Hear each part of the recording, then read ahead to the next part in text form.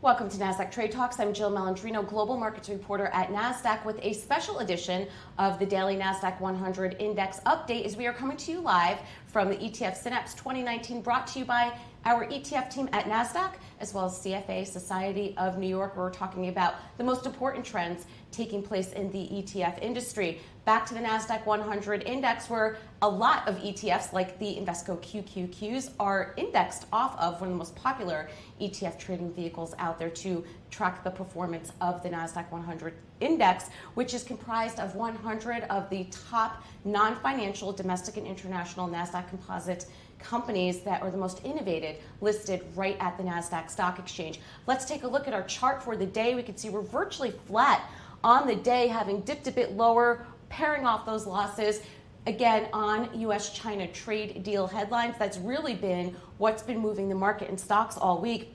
President Trump, just about an hour this morning on Fox and Friends, talking about the trade deal, saying that is potentially close with China on trade. He notes, as he has before, that this deal is more important to China than it is to us. So again, a lot of that back and forth that we've seen with the deal getting pushed out to 2020.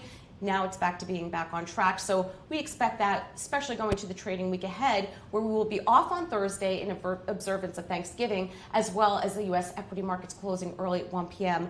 on Friday. So it'll be light on economic data. We have GDP on Wednesday, but again, those U.S.-China trade deal headlines is really what's going to move the market. Let's get a deeper dive into the Nasdaq 100 and see what's leading performance. Netties leading the way for the index, had a massive beat on earnings last night. Slight miss on revenues, but the earnings beat was $2 more than analysts expected. So no surprise to see that as the top performer in the index. That's followed by Regeneron, Biogen, Marriott, and American Airlines, while IDEX, KLA, Tencor, Synopsys, Take-Two Interactive, and Intuit round out the bottom for Nasdaq 100 Index. From Synapse 2019, I'm Jill Malandrino, global markets reporter at Nasdaq.